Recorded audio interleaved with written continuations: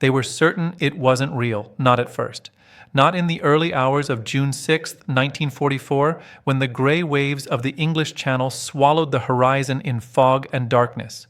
The German command posts along the coast of Normandy received the first radio calls at 3:12 a.m. Scattered reports, confused voices, fragmented signals from sentries who thought they saw shadows on the water. Ships, they said, lights, engines, movement offshore. But the officers listening remained calm, almost bored. They had been waiting for an invasion for 2 years. They had been told it would come, and yet they had been taught that when it came, it would not look like this. It was too obvious, too plain, too direct. The Wehrmacht officers on duty believed this was another feint, another British illusion, another fake landing exercise, another deception from an enemy who had learned that German intelligence loved to believe in its own infallibility. The real invasion, they insisted, would come at Pas-de-Calais, the narrowest part of the Channel, the closest route to Germany, the logical launching point for an Allied army. Everything else, Hitler said, was distraction.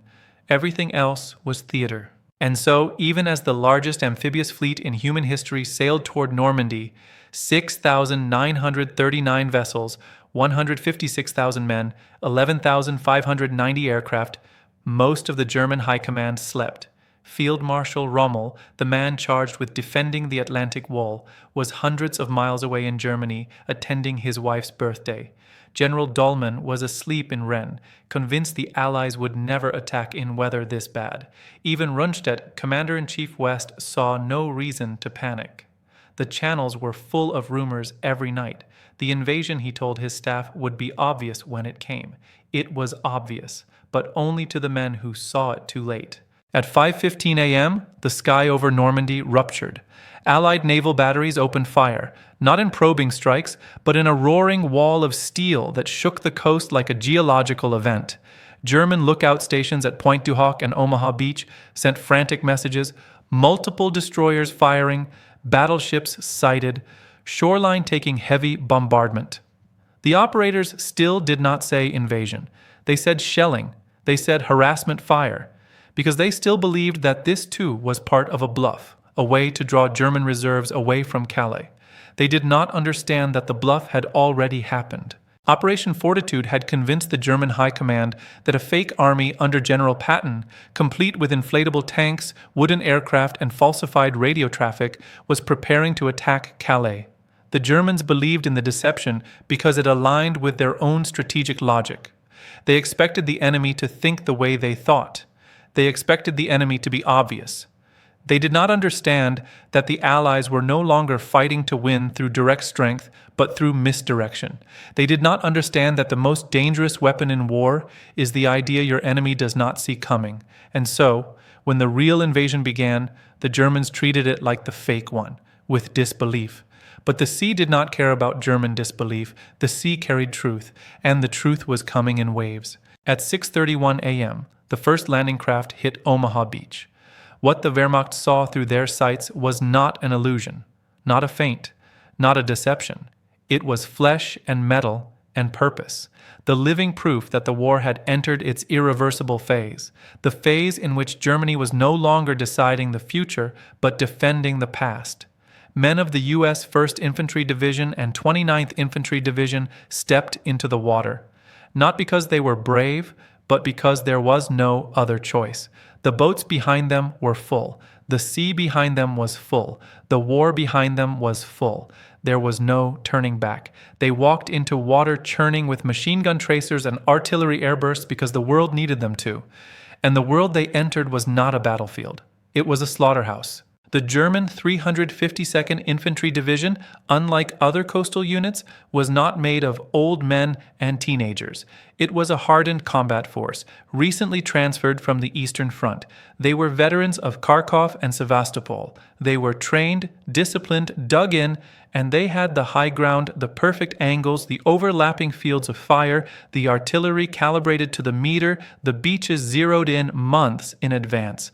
For the first 2 hours of the battle, the Germans did not believe they were being invaded. They believed they were winning. Omaha Beach was not a landing, it was a test of whether industrial power, air superiority, and naval bombardment could overcome concrete, wire, bunkers, mortars, and machine guns. The first answer was no. The second answer was no. The third answer was no. Entire landing craft were wiped out before their ramps dropped. Squads died in the surf before their rifles cleared the water. Medics drowned under the weight of their own gear. Engineers carrying Bangalore torpedoes fell before they reached the sand. Command posts disappeared under artillery bursts. Radio operators hit the beach and were killed before they spoke a single word.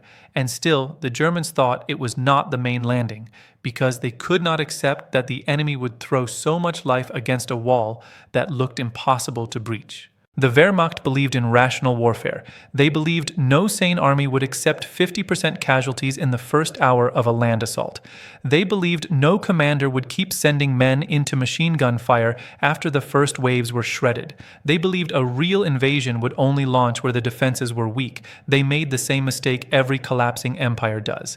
They believed the enemy had the luxury of choosing the easy path. The Allies did not. The Allies were not landing at Normandy because it was soft. They were landing at Normandy because it was necessary. The war could not be won from the sky. It could not be won by sea blockade. It could not be won in Italy. It had to be won by breaking through Fortress Europe, by force, by blood, by momentum.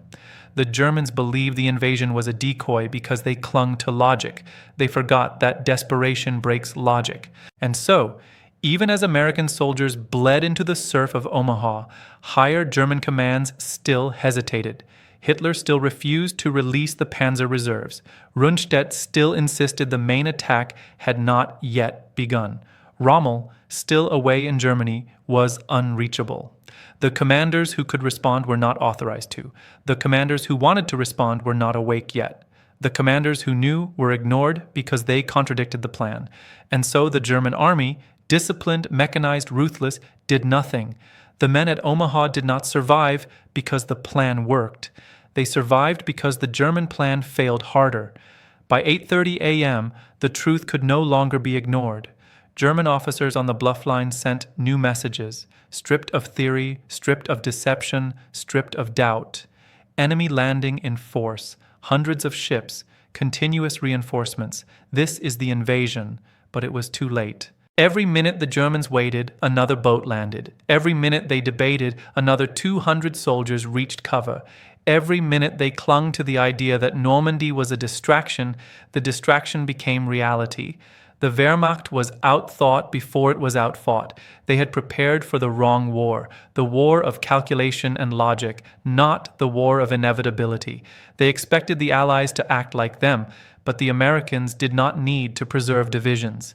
They needed to preserve the future, and the future could only exist if the present bled enough to make room for it. That is the hidden truth of Omaha Beach. It was not won by strategy or surprise or firepower. It was won by refusal, the refusal of thousands of men to accept that they would die where they landed. The Germans believed they were watching an army breaking. What they were actually seeing was an army becoming unstoppable, because an army that continues forward after everything reasonable says stop is no longer acting tactically. It is acting historically. But the Wehrmacht did not understand that yet. They still believed there was time to crush the landing, time to counterattack, time to reorganize, time to wait for the real invasion force at Calais. They still believed that Hitler would release the 12th SS Panzer Division. They still believed the Atlantic Wall could work if only the High Command would act. They did not understand that the Atlantic Wall had already cracked, not because its concrete failed, but because its thinking failed. It was built to defeat an enemy who would not dare what the Allies did. It was built to stop armies that still believed battles had rules. It was built to stop a landing based on attrition, not conviction. The German officers inside their bunkers watched the Americans die in waves and assumed the waves would stop. But waves do not stop. They break rock. By 10 a.m., Omaha Beach was still a slaughter. But the slaughter was no longer one-sided. American destroyers moved in so close they beached themselves to fire point-blank into machine gun nests. Demolition teams cleared obstacles with explosives buried under their own casualties. Isolated platoons formed their own chain of command when officers died. Riflemen and engineers and signalmen and clerks fought as one because the beach gave them no other option. The assault was no longer organized. It was inevitable, and inevitability is stronger than doctrine. The Wehrmacht believed the invasion was fake because they assumed the Allies feared failure. The Allies feared delay. They did not need to win Omaha quickly. They only needed to land enough men that the Germans could not push them back into the sea. That was the moment the battlefield shifted, when the Germans realized the invasion did not need to succeed perfectly. It only needed to exist. Existence was victory. Presence was victory. Beachhead was victory, because the moment the Allies were on the continent, the war was no longer a question of strategy. It was a math problem, and Germany no longer had the numbers. The Wehrmacht did not lose Normandy because it was weak. It lost because it was outnumbered by time, by fuel, by steel, by sky, by coastline, by factories, by oceans, by men who refused to drown, by ships that could not be sunk fast enough, by planes that never stopped arriving, by commanders who could lose 3,000 men before lunch and still send 3,000 more before dinner. The Germans never believed the invasion was real, until they realized the invasion did not need their belief. It only needed their collapse. And that collapse began not when the first American soldier stepped onto French sand, but when the last German commander stopped insisting the landing was a bluff. Omaha Beach turned real not because the Allies proved it. It turned real because the Wehrmacht finally understood they had run out of alternatives. The world had already chosen what came next. They were simply late to the moment that chose it. They were simply late to the moment that chose it. And that delay, that fatal hesitation, did not happen on the beaches. It happened in the headquarters. It happened in the map rooms. It happened in the minds of officers who believed wars were still controlled by orders, not by momentum. The German army did not lose Omaha Beach because the Americans were unstoppable. It lost because Germany could not believe that the Americans were unstoppable until it was already true. At 11 a.m., more than 4 hours after the first wave, the German 352nd Division sent the message that broke the illusion completely. Enemy holds the beach in strength, multiple battalions ashore, positions being overrun, request immediate armored support. It was the first time the Germans admitted the landing was real, but admitting was not the same as responding. The German army in Normandy still had tanks. The 21st Panzer Division outside Caen, the 12th SS Panzer Hitlerjugend near Lisieux, the Panzer Lehr Division farther inland, and reserves near Paris. But none of them moved because none of them were allowed to move until Hitler personally gave the order. And Hitler did not give the order because Hitler was asleep. The man who claimed destiny spoke through him slept through the turning point of the war. By the time he woke, the war had already changed shape. What the Germans did not understand, what they could not understand, was that delaying the panzers was not a tactical setback. It was the death sentence of their entire defensive plan. The only way to defeat a landing is to destroy it before it becomes an army. The Atlantic Wall was not meant to stop the invasion forever. It was built to delay it long enough for tanks to crush it. But when the tanks did not move, the wall became a cage. And inside the cage, German infantry fought alone against a nation that had brought the world with them. Every hour the panzers sat idle. The beach turned from blood-soaked sand into a supply zone. Engineers cleared mines. Artillery zeroed on German positions. Radios found higher command channels. Anti-tank guns arrived. Armor rolled onto the beach. Bulldozers built roads. Bulldozers, the least glamorous machine in war, but the most powerful in victory. A beach becomes a battlefield becomes a front becomes a continent. What the Germans saw as chaos was actually order unfolding faster than they could track, because the Allies didn't need to win every engagement. They only needed to continue existing. Existence is the quietest form of domination. You cannot defeat what you cannot remove. And by midday, Omaha could no longer be removed. Rommel, upon finally receiving word of the landing, said one sentence that revealed how much the war had already slipped from German hands. The first 24 hours will decide the war, but for the Allies or for us. He was right, but the 24 hours had already passed, and Germany had spent them arguing about whether the battle was real. By the time Rommel reached his command post, hours too late, the Allied fleet had already delivered more men than the entire German garrison in Normandy. By nightfall, the Allies had landed 156,000 troops across 5 beaches. Not all survived, not all advanced, but all arrived.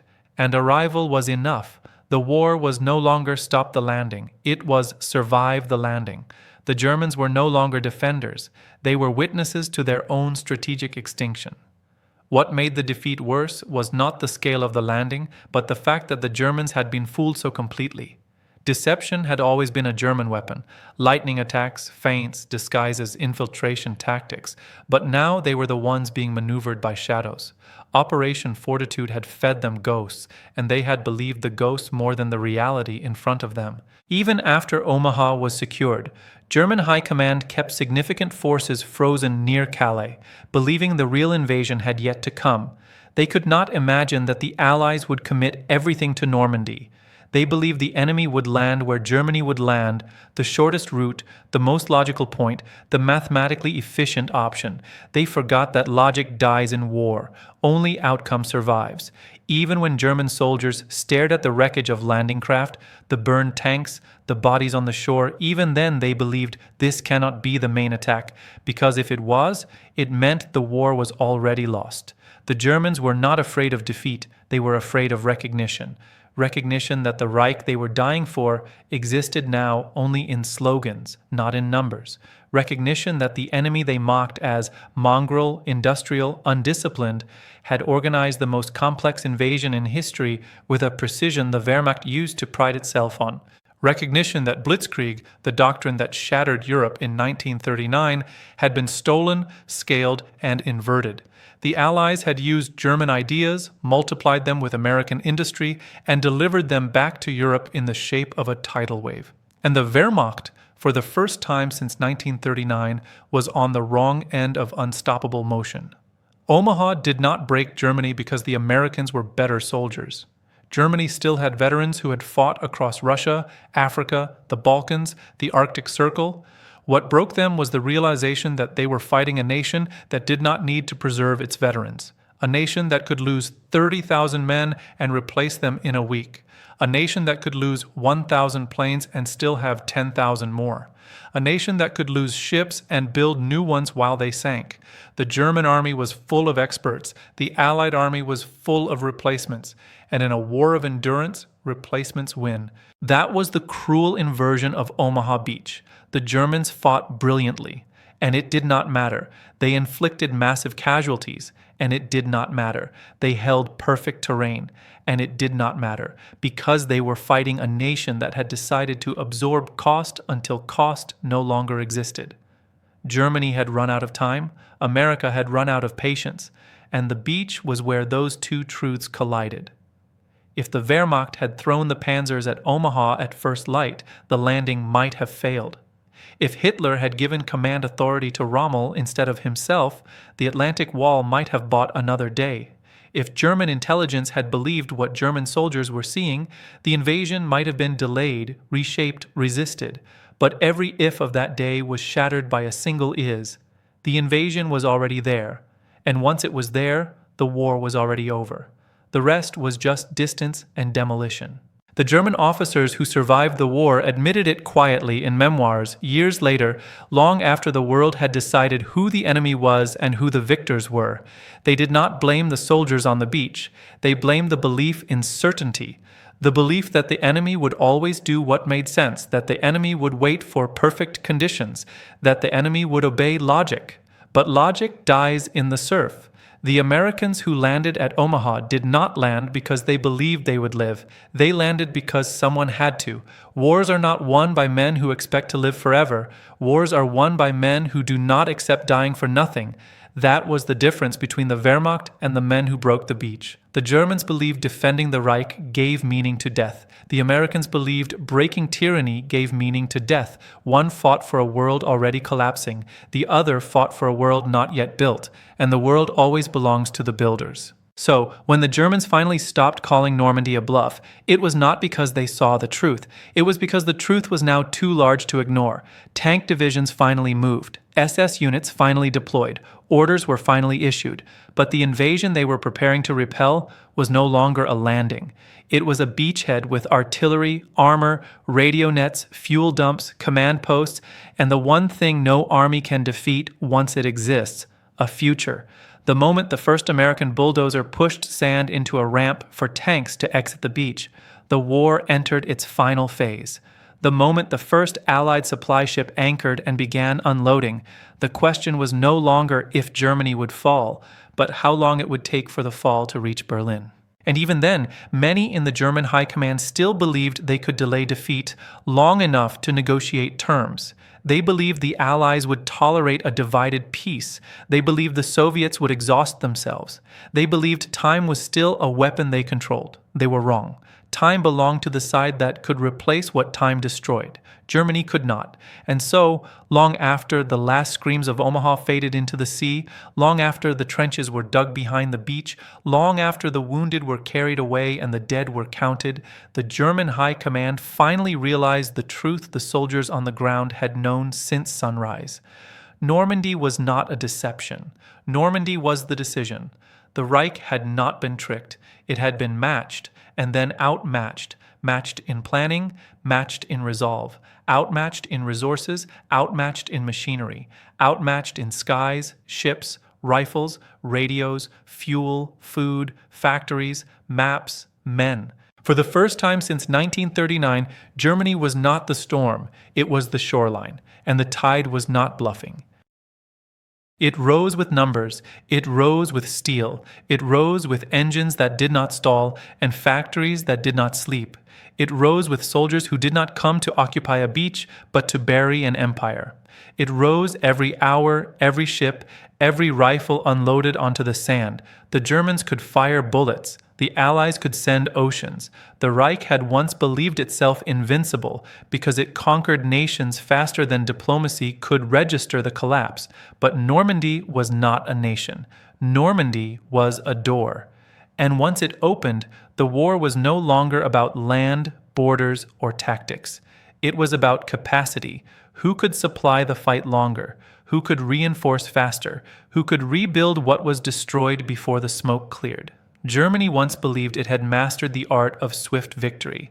The Allies mastered the art of endless victory. While German commanders argued over where to counterattack men they had never expected to see, American farm boys, Canadian loggers, British dock workers, Free French resistors, Polish exiles, Norwegian saboteurs, Czech volunteers, Belgian commandos, walked the sand of Normandy and turned it into the front line of a world united not by empire, but by necessity.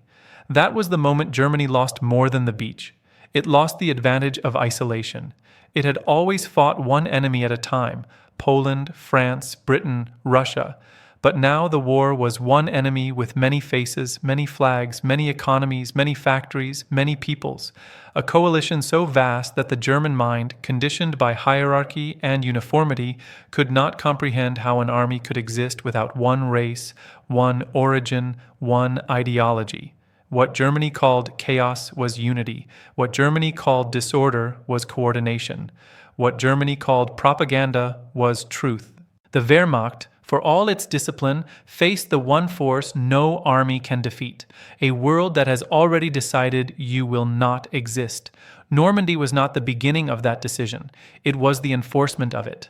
By the time German generals finally recognized the landing as real, the truth had already outrun them. Hitler finally released the panzer divisions, but into roads already clogged with retreating infantry, fuel shortages, Allied air attacks, and bridges destroyed by the very engineers they once dismissed as inferior industrial troops. The 12th SS Panzer Hitlerjugend attempted to push toward the beaches. They were stopped not by men, but by air. 40,000 Allied sorties in one day, planes stacked in the sky like layered artillery. Every tank that moved burned. Every column that formed scattered. Every reserve that tried to assemble was hit before it saw the enemy. Germany had built the perfect armored doctrine for a world where the sky was neutral. The Allies built a war where the sky was a weapon. A tank is useless if it dies on the road. A division is useless if it cannot assemble. An army is useless if it cannot move. And the German army could not move without fuel, could not fuel without trucks, could not truck without roads, could not road without bridges, could not bridge without engineers, and every one of those links was severed by bombers before panzers reached the coast. The Germans at Omaha did not lose the beach because they were outgunned on the sand. They lost because the battlefield was larger than the beach. The real battlefield was the entire Western Front, an interconnected network of rail lines, fuel depots, communication routes, industrial centers, ports, and coastal roads. And the Allies were not landing to fight on a beach. They were landing to take control of the map. Germany had always assumed the war would be decided where the armies met. The Allies decided the war would be decided where the supplies met. At Omaha, the Germans killed men. The Allies replaced men. At Omaha, the Germans destroyed boats. The Allies built more boats. At Omaha, the Germans won the first hour. The Allies won every hour after. That is how a war of courage becomes a war of output. That is how a beach becomes a judgment. That is how an empire ends without a single treaty signing. Because by the time Germany accepted Normandy as real, the invasion was already too large to erase. The German soldier on the Bluff could see the landing. The German generals in Paris could see the reports. The German high command in Berlin could see the map. But none of them could change the fact that the attack no longer needed their belief to continue. It only needed their inability to stop it. That is the most painful truth for the defeated. They do not lose when they are beaten. They lose when the enemy no longer needs to beat them to win. By June 7th, the Germans were no longer fighting to repel an invasion. They were fighting to delay collapse. By June 10th, the question was no longer if the Allies would break out of Normandy. It was where the break would fall: Caen, Saint-Lô, Carentan, Cherbourg. By June 15th, German commanders privately admitted the war in France could not be won. But they still fought because the logic of dictatorship does not allow surrender, only exhaustion. By June 30th, Normandy was not a beach. It was a continent waiting to swallow Europe. Omaha became airfields. Airfields became bridges. Bridges became armored corridors. Corridors became encirclements. Encirclements became liberation. While German officers still insisted the real invasion would come at Calais, American troops were already rolling through hedgerows with Sherman tanks. While Hitler gave speeches about holding the Atlantic Wall, British forces were already securing Bayeux. While Wehrmacht commanders planned counterattacks, Allied logistics officers were already calculating how many tons of fuel, ammunition, food, and spare parts could be unloaded per hour once Cherbourg fell. That is why Normandy was the end of Germany as a military power. The Germans fought a battle. The Allies built a war. A battle ends when one side retreats. A war ends when one side cannot function. The Reich could still fight. It could no longer function. Every German soldier who fired at Omaha thought he was stopping the invasion. He was only slowing the industrial clock, and the clock never runs in reverse. Once the Allies landed, every passing hour increased their strength and decreased Germany's. The longer the Wehrmacht held, the worse its future became. Time, once Germany's ally during Blitzkrieg, was now its executioner, because time multiplies the side that can resupply faster. And the Americans resupplied like a law of nature. Every bullet they fired was replaced before it hit the sand. Every ship that landed withdrew with the wounded and returned with the next wave. Every tank that was lost was already being welded in Detroit before its crew was buried. That is not strategy. That is scale. And scale is what turns invasion into occupation. When the Germans finally realized the truth, that Normandy was not a trick, that Calais was a mirage, that the Reich would not be saved by waiting, it was already July. The tide was no longer rising. It was already inland. German officers could see what was coming: the Allied breakout, the Falaise pocket, the annihilation of Army Group B, the march to Paris, the crossing of the Seine, the sweep across Belgium, the collapse of the West Wall, the Rhine, the Ruhr, Berlin, and behind it all, the grave that had been dug for the Reich the moment the first Allied riflemen stood upright at Omaha and did not fall. The Germans never lost because they stopped shooting. They lost because the other side never stopped arriving. A beach killed them not because it was a battlefield, but because it was a portal. The place where the war passed from German victory into German irrelevance.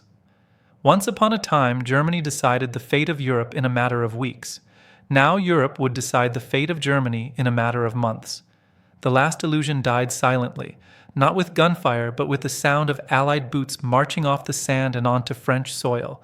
The beaches were no longer the war. The beaches were now the warning. What Hitler had called Fortress Europe was no longer a fortress. It was a continent with the door kicked in. And the men who kicked it did not come to visit. They came to end something. Not an army, not a regime, not a war, but the idea that the Reich could ever decide the future again. The Wehrmacht thought D-Day was a bluff because it still believed it had control. Omaha Beach existed to remind them they no longer did. The idea of German control, once written in steel and marched across continents, now dissolved in the saltwater air of Normandy. The Reich that had demanded obedience from Europe now found itself reacting, not directing. The fate of nations was no longer shaped in Berlin. It was now being unloaded from ships, crate by crate, rifle by rifle, tank by tank, until even the ground beneath German boots no longer belonged to them. The Germans had once believed that victory was a matter of will, that discipline, morale, and ruthlessness could overcome any enemy. They had believed that the perfect soldier was the deciding factor in war. But Normandy introduced a new truth. The perfect soldier is irrelevant if he is outnumbered, outgunned, outproduced, outsupplied, and outreplaced. The Wehrmacht had elite divisions. The Allies had endless divisions. The Germans believed in the will to fight. The Allies believed in the ability to continue fighting after the will no longer mattered. That was the deepest lesson of Omaha Beach, that courage and firepower are not the same, and that bravery without resupply dies quietly beneath artillery fire. Germany entered the war with the myth of invincibility. Normandy drowned that myth in logistics. Every German machine gun killed Americans, but every German machine gunner died without replacement. Every German artillery strike mattered, but every German shell fired was not being remade. Every German bunker resisted, but every bunker lost could not be rebuilt. The beach was not equal terrain. The war was not equal reality. What Germany lost at Omaha was not land. It was the illusion that they were still in a war they could win. The Americans did not defeat German soldiers. They defeated the idea that German soldiers were enough. Because Normandy was not a contest of men, it was a contest of systems. A German rifleman could fight for 5 years. An American rifleman could be replaced in 5 days. A German panzer division could take 6 months to rebuild. An American armored division could be rebuilt while crossing the Atlantic. A German officer could inspire his men to hold a line, but inspiration cannot refill a fuel tank or restock a warehouse. The Wehrmacht had courage. The Allies had continence. That is why Omaha lives in history as a turning point, not just of terrain, but of belief. The German belief in destiny died on that beach. The German belief in superiority died on that beach. The German belief that the Allies were too weak, too divided, too soft, too slow, died beneath the sound of Higgins' boats scraping rock and sand. The Reich believed it had more time. Time ran out with the tide, and when the tide went back out, it took German certainty with it. When the first American Sherman tank rolled off a landing craft and crushed the wire that the Reich had spent years constructing, the message to Germany was not spoken. It was rolled into the earth beneath treads. This land is no longer yours. War is not decided when one side loses the ability to fight. War is decided when one side loses the ability to influence the future. By June 1944, the future no longer spoke German. The future now spoke the language of supply chains, mass production, and overwhelming international cooperation. Words the Reich could not translate because it had no equivalent. The Germans at Omaha fought not because they believed they would win, but because they had no permission to lose. But war does not ask permission. War decides. The Atlantic Wall, the symbol of German permanence, became the symbol of German denial. The Allies did not just breach it, they ignored its philosophy. The wall did not fail because it was weak. It failed because it believed in walls in a world now defined by movement. Behind the wall was the German past. Beyond the wall was the Allied future. To Germany, the wall was a shield. To the Allies, the wall was a border crossing. A nation that builds walls believes the world owes it time. A nation that builds ships understands that time belongs to whoever arrives next. That is why Normandy destroyed more than the German army. It destroyed German identity. The Reich told its people they were the vanguard of civilization. Normandy showed them they were the delay before civilization returned. The Wehrmacht thought the landing was a bluff because they still believed in control. But once the Allies broke the surface of Europe, control was no longer something Germany possessed. It was something Germany remembered. One German officer, captured weeks after the landing, wrote in his diary on the back of a propaganda leaflet, "The war is no longer being fought to see who wins. It is being fought to see how long defeat can be denied." That was Normandy's real victory, not the bodies on the sand, but the collapse of illusion inside the mind of the enemy. The Reich had insisted it would decide when and where the war ended. Omaha proved the war would end when the Allies chose, and the Allies had chosen now. The German command spent years convincing its soldiers that the Reich was eternal. The beach convinced them eternity had an expiration date. It is easy to believe in destiny when you are advancing across borders. It is harder when the border comes for you. Normandy was not just a landing.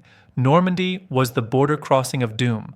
The moment when German expansion reversed into German contraction, when the war stopped being about what Germany would conquer and became about what Germany would lose. Everything after Omaha was subtraction. Subtraction of land, subtraction of fuel, subtraction of morale, subtraction of allies, subtraction of time. The Reich did not collapse all at once. It drained, slowly at first, then all at once, as the Allies advanced east and the Soviets advanced west, turning Germany into a shrinking battlefield with no exit. That was the true terror of Normandy to German command, not the landing itself, but the realization that the landing was the last beginning, not the last battle. After Normandy, the German army was no longer fighting for victory. It was fighting for delay. Delay the breakout, delay the encirclement, delay the collapse, delay the trial, delay the history books. But history does not delay when the future has already begun. When the Allies secured the first deepwater port, Germany lost supply superiority forever. When the Allies secured the first airfield, Germany lost airspace forever. When the Allies joined forces with the French resistance, Germany lost local control forever. When the first Allied pipeline reached the front line, Germany lost fuel forever. When the first tank column crossed the Seine, Germany lost France forever. When the first convoy rolled into Belgium, Germany lost Western Europe forever. And when the first Allied patrol reached the Rhine, Germany lost the war, even before Berlin knew it. But all of that began on the sand. All of that began with forward motion. All of that began with the death of disbelief. The Germans did not lose the war when they lost the beach. They lost the war when they lost the luxury of denying the beach was real. A nation can survive battlefield defeat. It cannot survive the end of belief. At 6:31 a.m., the Germans believed the landing was a deception. By 12 p.m., they believed it was a battle. By nightfall, they believed it was a turning point. By the end of the week, they believed it was a disaster. By the end of the month, they believed the war could not be won. By the end of the year, they believed defeat was inevitable. By the end of the war, they believed the Reich had never been real. It was only ever a story told by men who would not live long enough to see it collapse.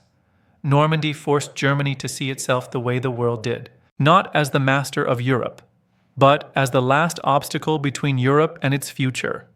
That is why the Wehrmacht feared D-Day, not because it brought soldiers, but because it brought certainty.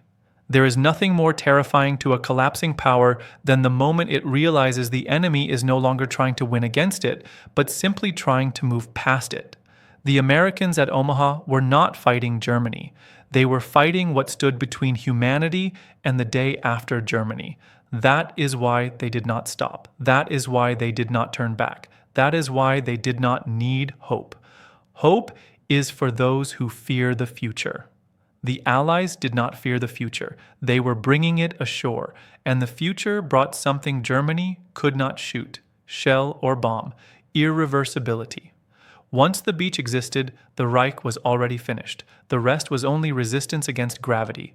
Some wars are decided by battles. This one was decided by arrival. And once the Allies arrived, every breath the Reich took after was borrowed, because after Normandy, Germany could still kill, but it could no longer prevent anything.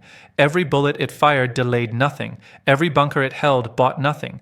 Every town it defended only changed the date on the calendar, not the outcome of the war. A defeated nation is not the one that runs out of soldiers.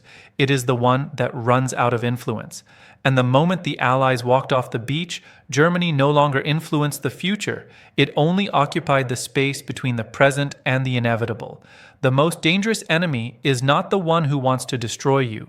The most dangerous enemy is the one who no longer needs you gone to succeed. That was the truth that hollowed out the Reich from within. The Wehrmacht had been built to fight wars of decision. Lightning strikes, bold maneuvers, annihilation battles where one side breaks the other at the moment of contact. But Normandy was not a war of decision. Normandy was a war of continuation, a war in which the outcome was not decided by genius, but by guarantee. The Germans at Omaha were fighting for survival. The men landing behind them were fighting for completion. One army fought for hours, the other fought for history, and history always sides with the side that can continue. That is why the German counterattacks failed, not because the Germans lacked courage, but because courage cannot replace gasoline, cannot fuel a Tiger tank, cannot move a division without rails, cannot break through air power that sees everything, strikes everything, denies everything. The Reich once moved armies at will. Now it could barely move brigades with permission. The Reich once decided when Europe slept and when Europe obeyed. Now it waited for Allied weather forecasts to know when the sky would open and erase its roads. The Reich once claimed the future. Now it begged the present not to collapse before nightfall. That is what the tide carried into Normandy. Not just soldiers, but the end of German choice.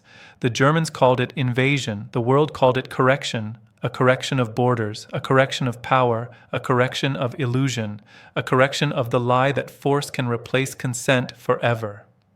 Normandy was not just a battlefield, it was the foreclosure notice of an empire.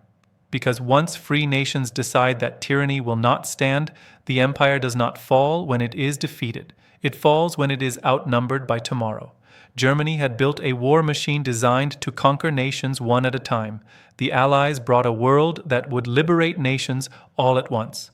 A world cannot be blitzkrieged, a world cannot be intimidated. A world cannot be deceived by fake armies and false radio traffic once the real army stands on its soil.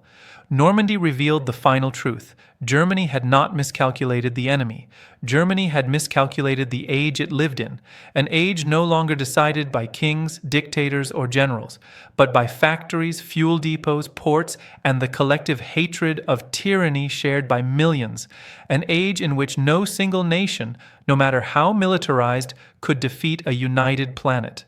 A war that began with Poland was now ending with everyone, and the Reich was not designed to survive everyone. Omaha Beach was not the end of German power because of the dead. It was the end because of the living, because the men who survived the beach did not stop. They walked inland. They broke hedgerows. They crossed rivers. They liberated cities. They linked up with the British. They outmaneuvered panzers. They encircled armies. They opened ports. They freed camps. They crossed the Rhine. They walked into Germany. And when they did, something irreversible happened. The Reich looked into the face of the future and saw no place for itself. All dictators believe history needs them. Normandy proved history does not wait for them. The Wehrmacht thought D-Day was a bluff, but the real bluff was believing the world would stand still forever. Omaha Beach was the answer, written not in speeches, not in treaties, not in negotiations, but in men who walked through gunfire because the world behind them needed replacing, and they replaced it, one wave at a time.